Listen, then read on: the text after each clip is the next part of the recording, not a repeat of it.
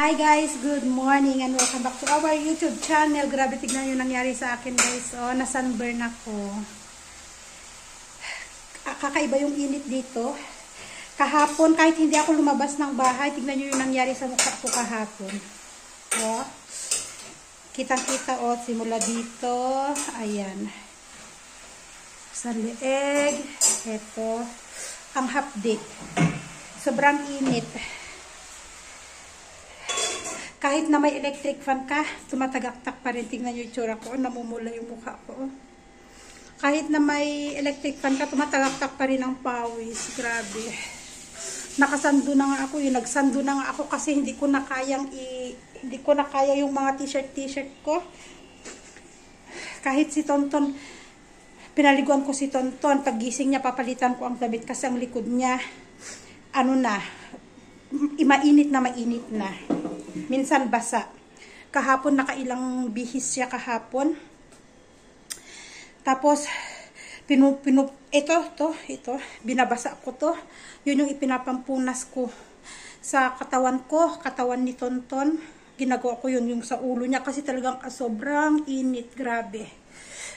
Kakaiba yung init man. 36 degrees dito sa amin ng aga-aga, 36 degrees. Kahapon 37, 38. Hanggang ganun lang naman. 37, 38 degrees lang pero grabe ang init. Lalo kahapon, alam mo yung nanlalagkit ka na sa sobrang init. Yung pawis mo ang lagkit na sa sobrang init. Kahit tingnan niyo. Sabi ko nga hindi ako lumabas ng bahay pero grabe, na-sunburn ako. Ang hapdi. Di ko alam sa likod kung meron din ako sa likod. Ay, mag-ano lang ako guys. Katatapos ko lang mag-dusting. Ngayon mag-vacuum na ako. Nag-upo-upo lang ako kasi nga sobrang tagaktak ang pawis ba. Tapos walang ulan. Hanggang alas 7 ng gabi, matirik ang araw. Walang sign na uulan ngayong araw. Grabe. Ay, ang init talaga guys. Pasensya na. Pasensya na palaging ang reklamo namin dito. Ang init. Kasi sobra talaga. Parang nasa loob ka ng oven. Ganun siya kainit. Kaya kahit na gusto kong mag-bake, hindi ako makapag-bake. Dahil ang init sobra. Hindi ko kaya. Ayos yung taga-alaga ako silang nag-iyak kasi si Tonton kaya tinagal ko sa stroller. Siya yung pumalit. Kaya sabi ko, since nasa stroller ka, sabi ko, kagayin mo si Ading. Safe na safe sila dyan pareho. Hi guys, nakahanap ako ng kalabasa na orange. Ito yung kalabasa na inahanap ko. Yung tinda kasi nilang kalabasa, kulay white ba? Yung hindi siya hinog na hinog.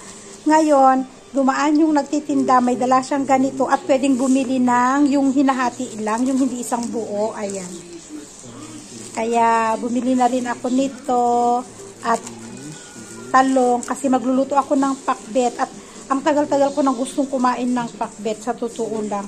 Hindi lang ako makaluto, gawa nga ng gusto ko talaga tong orange na kalabasa.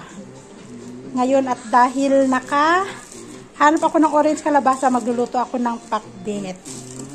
Hahaluan ko siya ng talbos ng kamote at ng kulitis. At meron kami ditong lime kasi umiinom kami ng lime water. Gumagawa kami ng lime water dahil sobrang init talaga dito. Nainom kami nito pang dagdag energy kasi nakakapanghina yung sobrang init. Grabe talaga. Kahit si Tonton ang ligalig niya. Sobrang init. Ayan lang 200. How much this one pa? 200? It's all in all? All in all? 290. Nasa 300. 300. Ito lang. Isang ito, 3 ngipin. Tapos itong mahal, 80. 80 kasi ang lime, 1/4. Yeah. Makakapagpakbet ako. Hi guys! So ayan, dumating na yung aking in-order sa Dara. So, umorder ako ng speaker na may dalawang mic. Ayan. Bagong charge. Hindi na ako nag-unbox, guys, kasi nga chinarge namin. Kasi mahilig kaming kumanta ni Asher. Si Asher din, gusto niya ng mic.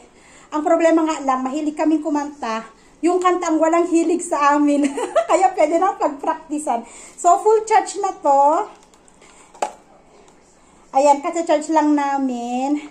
At na-try ko na rin to kanina. Yan, may ilaw. Tapos, i-press din natin yung dalawang mic. Yan. Yan. Hello? Diba? Ay, ang lakas. Wait lang. Naka-echo. Pahinaan natin yung volume. Hello? Ang lakas, no?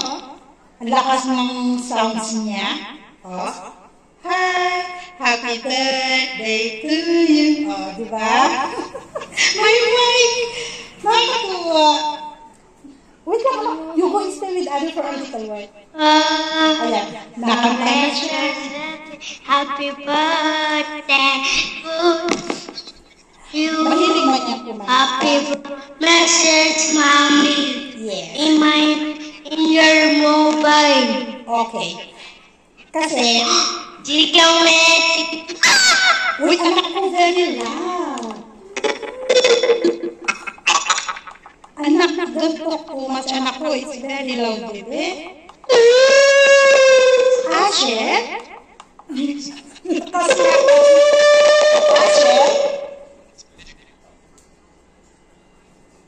Wait lang, guys.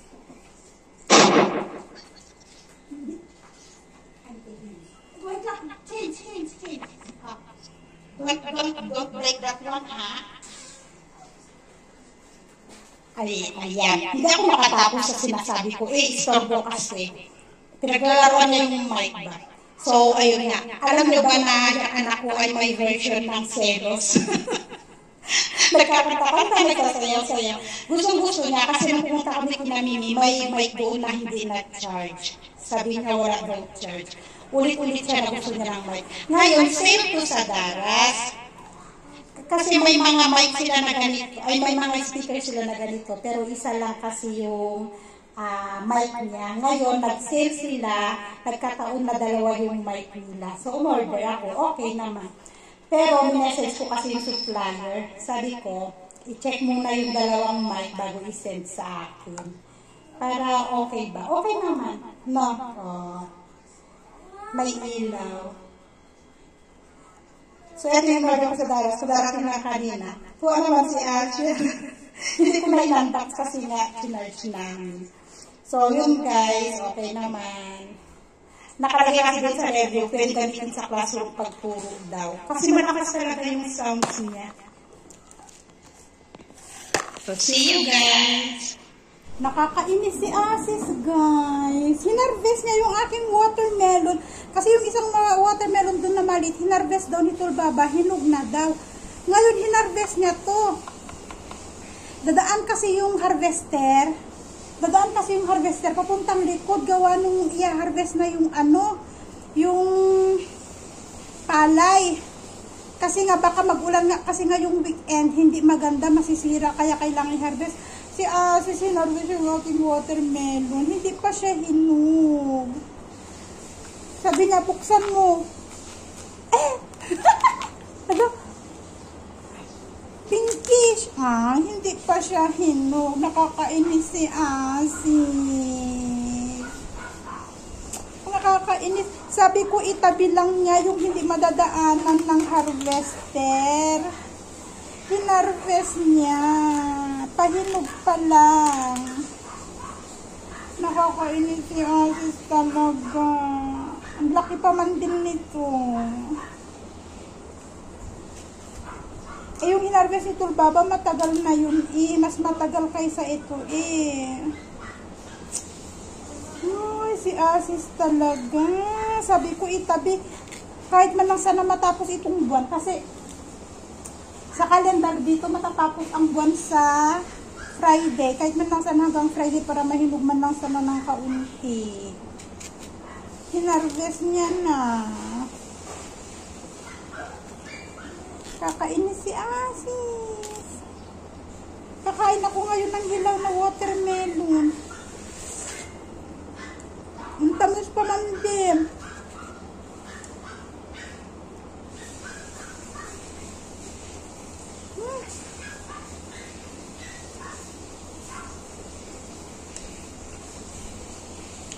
At si Asha naliligo na naman. Kanina umaga 2 beses naligo. Ngayon naliligo na naman.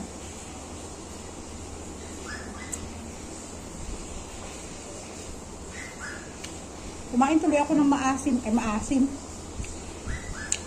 Hilaw na watermelon si Asis man Hindi man lang na pinatapos kahit hanggang Biyernes lang. Pinkish na siya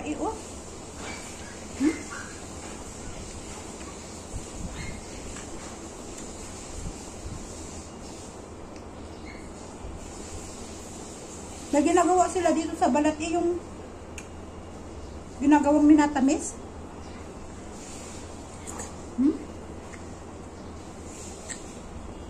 Nandiyan na yung harvester, guys. Medyo nahirapan siyang pumasok dahil medyo maliit yung dadaanan niya. Kaya medyo natagalan yung pagpasok niya. Pero ayan, nag-start na siyang mag-harvest. At wala si Asis na sa tari. Bali ang nag-assist lang ay yung pinsan niya si Sunil kasi after nung sa amin kina Sunil din. Magpa-harvest din sila. Pero yun nga dahil masyadong malaki nga yung harvester, yung pag-ikot niya, yung pagpasok niya medyo nahihirapan. At saka di ko alam kung magkano ang bayad kasi per minute ang bayad dito sa harvester. Pero ang sabi ko kay Asis, okay na rin kaysa mag-arkila kami ng tao. Ganun ba din naman ang bayad kasi 100 pa rin naman per oras, tapos pakakainin mo sila, pamimeryendahin mo sila. Kaya sabi ko okay na din yan. At saka magbabayad pa ng treasure kapag tao kasi ang mag-harvest. Kaya okay na ang harvester. Yun nga lang ang magiging problema nga lang kasi yung pag-ikot-ikot niya, malaki yung harvester. Kaya hinarvest na rin ni Asis yung watermelon ko kasi nga na madadaanan, ang laki pa man din ng gulong. So, ayan, harvestan na dito ng palay. Hinahabol nga nila ngayong linggo na to kasi nakalagay kasi sa weather forecast ay uulan ngayong weekend. Hindi na maganda gawa ng hinog na yung mga palay. Although may mga green-green pa ng konti pero okay na daw yan, sabi naman ni Asis.